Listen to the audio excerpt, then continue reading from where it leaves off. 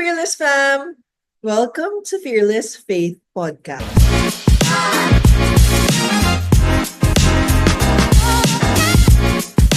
Together with me is our special guest for tonight. He is a business executive in a private company. He bikes twice a week to keep fit.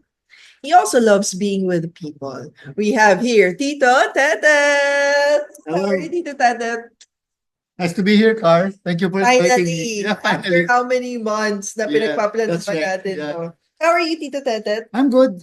Thank God. Praise God. Yeah. How's the CFL 10th conference? What are your biggest takeaway? Well, of course, it's about the key word here is about hope. Mhm. And by hoping in the Lord, we are able to renew our strength Mhm. because that's the theme for the year. Mhm. Isaiah 43 verse 1. Mhm.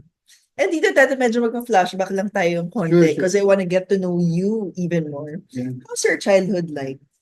Childhood like, you see, I'm the youngest among eight. And so when I was growing up, I didn't really have a chance to play with my siblings because my brother next to me, the seventh, is 10 years older than I am. So uh, basically, I play alone. Mhm. I did have playmates among my siblings, but later on, when I grew up, like about 4 or 5 years old, that's the time I get to know our neighbors, Mhm. and then there I was able to develop playmates and all of that. Basically, my childhood is a happy childhood. Okay, it's good. My parents are very loving. They take good care of me, and I'm really quite a surprise for them. Mhm. Are they religious, your parents? Oh yes, it was my mother who really taught me how to pray. Mhm. Yeah, she wants me to be home by 6 p.m., pray the Angelus and all of that. No? She takes me to the church. My father was not quite that religious, but he just also goes to church with us. And also, I think our prayerful life, in fact, was really because of my mom. Mhm. So, biggest influence po talaga yung mom nyo. Yes, How? tama yun. In fact, when I was my mom told me, sabi niya sa akin about when I was about 5 or 6 years old, uh, madalas ako magkasakit. Mhm. And so what she did was she took me to a church where ang kanyang devotion is she went there every year during my birthday with the prayers na sana gumaling. Mhm. And it was an answered prayer. How's your student life? Like grade school, high school, Well, college? Kamusta po Sa kayo? totoo lang, masipag ako mag-aral. Ah. Yeah. Masipag ako mag-aral. And then, because again, we are eight in the family, I am the youngest.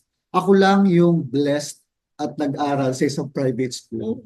All of my siblings, they went to public school until high school. And of course, some of them went to Manila for their college education. But me, I'm so blessed that nag-aaral talaga ako in a private and Catholic schools. St. Scholastica during my prep years to about grade 2, and then grade 3 to high school, fourth year high school, I was raised by Salesian fathers in Don Bosco in Pampanga. Can you bring us back to the first time you're in the community?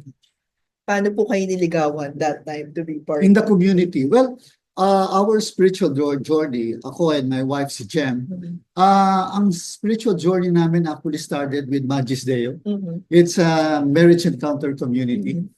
Ang kwento dyan was, yung nagkasal sa amin is, right now is actually a spiritual advisor ko. Namin, actually ni Jem. Siya yung nagkasal sa amin. So during that time, bago kami kasal, sabi niya, ayoko na kayong interview, kilala naman kita eh. You know, sabi niya sa akin. Pero this is what you have to do. The very first time na mag-invite sa inyo to join marriage encounter class, you attend. Eh ako naman, sabi ko, okay. Mhm. No, okay, just fine, Father, we'll do that. So we got married in December 4 of 92. And then, in January, the following month, a friend of mine invited us to a MBA community. Gift din siya. Yes, it was. So, wedding gift like after a month. After a month. So, the Emmy weekend was at the end of January the following year.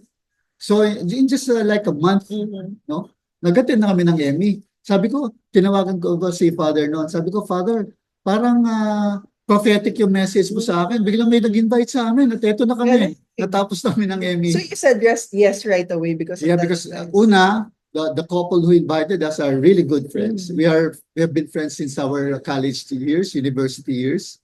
And then also, deep in my mind, I remember na pangako natin to kay Father Pablo, let's say yes. And flashback lang po konti because you mentioned about your marriage. But then, gusto ko malaman paano niyo po na-meet si Tita Jem.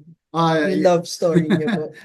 Okay. Ito yung totoo. It's not really, sasabihin mo na naman, kwento lang din. Kwento ko lang ito. Iba version niya. Hindi natin mapuprove kung Yeah. tama. But this is the truth here. After a year in UP, where we stayed in the dorm for freshmen, I didn't have the chance to go back to a dormitory inside the campus. Why? That's another story. Anyway, so nag-boarding house ako right there at Maginhawa Street.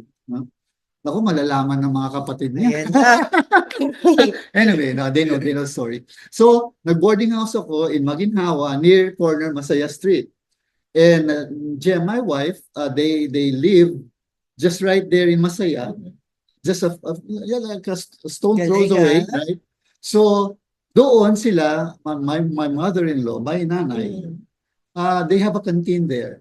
So, from the boarding house, some of my board mates, we always go there to eat. No? So, during those times, the occasions na kumakain ako, doon ko siya na-meet. Yeah. So, pala yung mga style. Doon ang simula, no? Yeah. Doon ang simula. So, yeah, nakilala ko Love siya. at first sight po ba? Love at first sight, yeah, maybe. And then, ang isa pang naging instrument dito para to develop the relationship was yung first cousin ni Jem, who stays in their home, naging girlfriend naman ng boardmate ko, na also from Pampanga. So, we're actually friends. Like a double date po ba kayo? Well, they invited us, no? Yung mga walking, running here and there, you know that.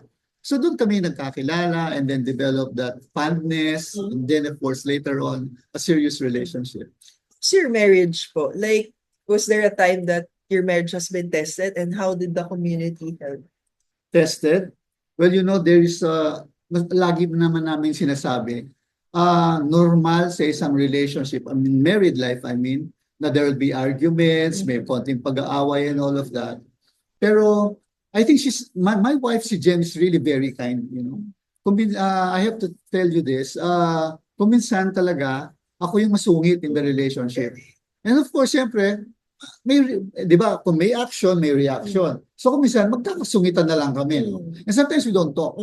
Pero, yung sinasabi nga natin, huwag niyong pabayaan na overnight, hindi kayo nag-uusap. Pero sa amin, sometimes hindi kami nag-uusap. Pero pagising namin, pero pagising namin, as if nothing really bad happened. Yeah. No holding grudges. Yes, no grudges. No, alam mo yung anger and saka konting hatred. Inis na inis. So yung mga and she's very kind. She tolerates me sa aking ugali, you know. Yeah.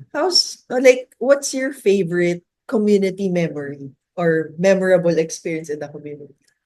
Well, of course, when we were asked to start to be leading a small group, like, you know, household leaders.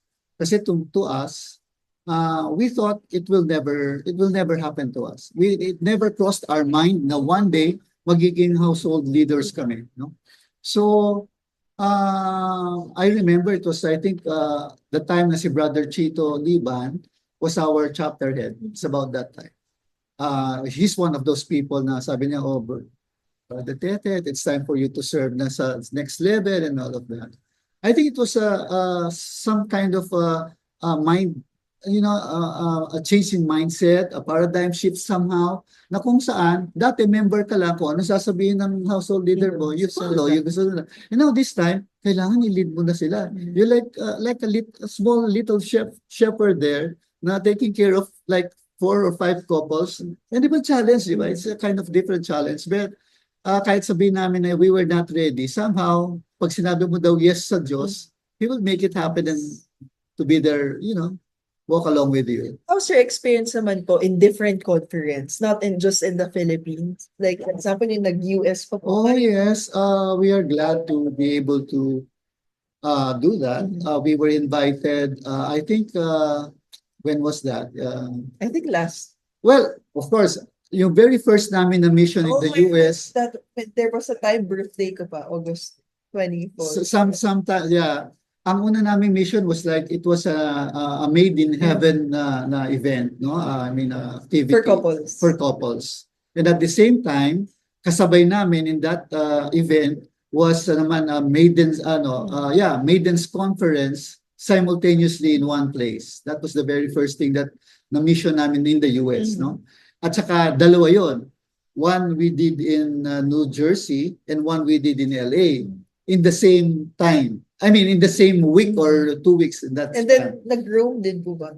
Oh yes, and itong Rome naman, we were invited naman sa Rome in the very first ever na conference sa Europe ng CFL. So I was invited to be a speaker. So nakabiyahe din kami doon. And tama-tama, Jubilee year ang Rome. Yeah, So we were able to very join the memorable. pilgrimage together with some of our brothers and sisters. So, among the three, New Jersey, New Jersey, LA, LA, and And Rome. Connecticut Ano yung pa. there, four. and Rome. Well, of course, Rome is kind of different. Really? Yeah. Talagang very true yung yung book nga ni Scott Hahn, no? Ang book kasi ni Scott Hahn, it says, Rome, sweet home. Oh, So it's like really coming home. really? As a Catholic, it is really meaningful to us. And then at the same time, Jubilee year pa, and that happens only like, dati 50 years, you really have to wait for this time, no? So ngayon naging 25 years, but the point here is, you can sometimes, baka in your lifetime, baka isang beses mo lang yan magagawa. Agree. And what happened was, very significantly, Jubilee year, tapos I was invited to speak in the first ever Euro conference ng CFL. Very memorable. That's quite different sa amin as part of a community. Thank you, Tito, for sharing your story with us. And baka you'd also like to invite everyone to join our community. Yeah. Of course, you see, to all of the audience here, I personally would like to invite you to try and join a community. And of course, we would want you to join us at Catholics for Family and Life. It's a journey wherein we develop our relationship with the Lord. But more importantly, we also develop our relationship with each other, which is very important. Dito for us, dito kami nakakita ng support group sa aming pang-araw-araw na buhay. But then again, we understand and realize that the key element in this relationship and community is always the Lord. Praise God. Amen. Thank you, Tito Tete. Most welcome.